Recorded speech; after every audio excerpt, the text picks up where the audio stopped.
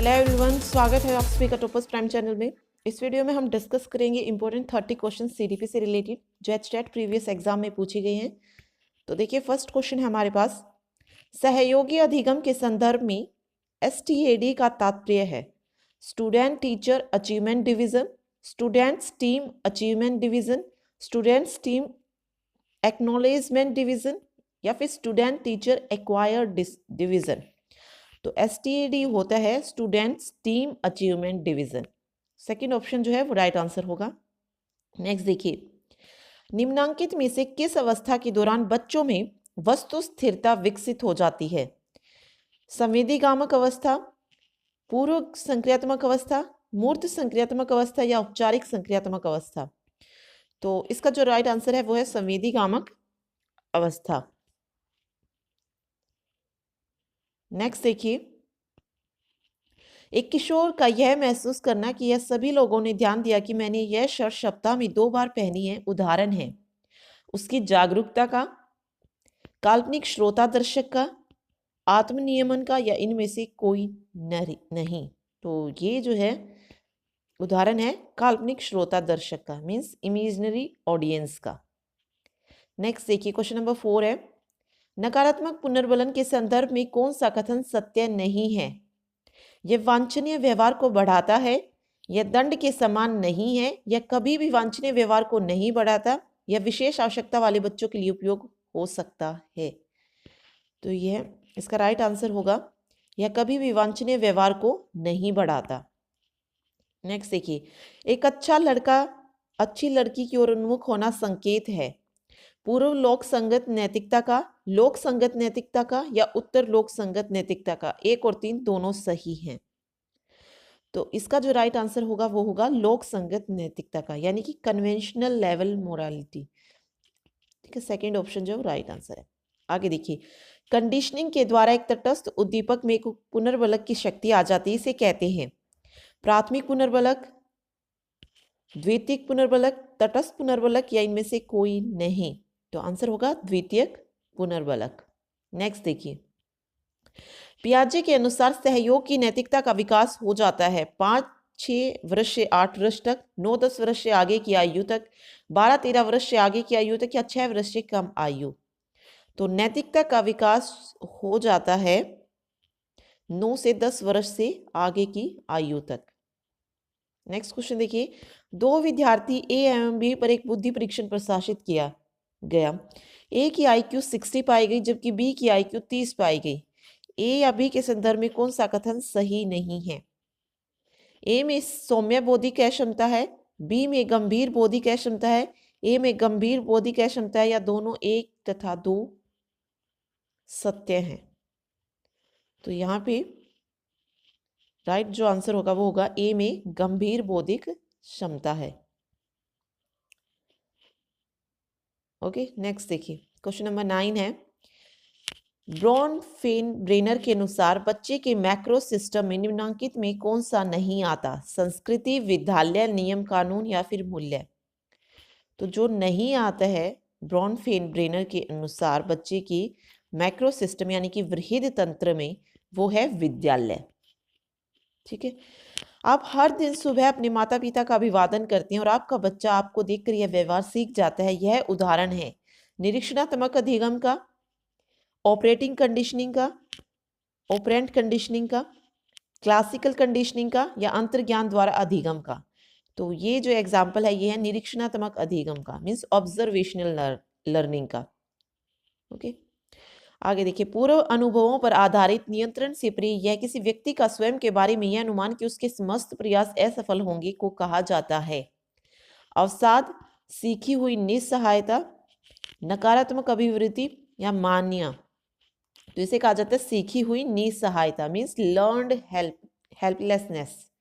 Okay, जीवन space की संकल्पना दी गई थी BF स्किनर, JB वॉटसन के द्वारा, लेविन के द्वारा या थॉर्नडाइक के द्वारा। तो लाइफ स्पेस का जो कंसेप्ट था वो दिया था लेविन ने। ठीक है, एक पीड़ादायक उद्दीपक का प्रयोग है नकारात्मक पुनर्बलन, सजा, दंड, पुरस्कार या फिर शेपिंग।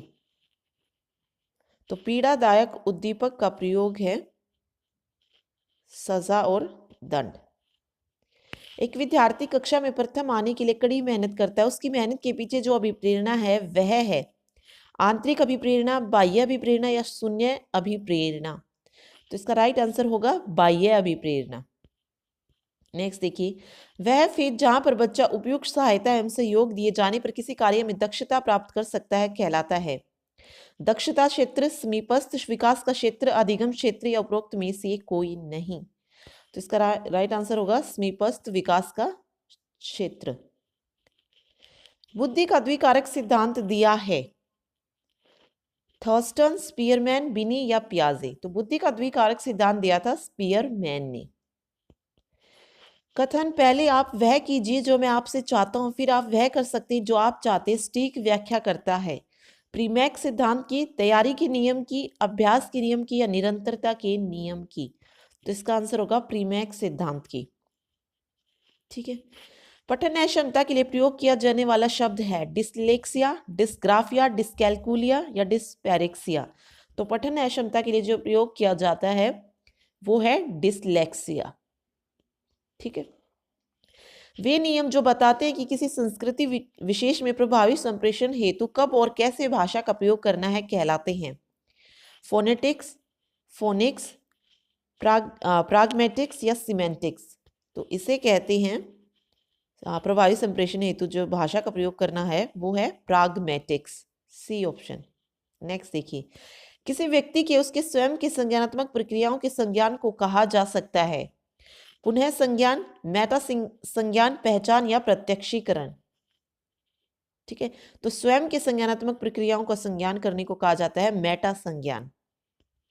नेक्स्ट देखिए, एक वांछनीय लक्ष्य के प्रत्येक छोटे चरण की प्रगति को तब तक पुनर्बलन प्रदान करना जब तक कि वह पूरी तरह से सीख न लिया जाए कहलाता है श्रृंखलाबद्धता, शेपिंग, संकेतन या प्रतिरूपण। तो इसे कहा जाता है शेपिंग।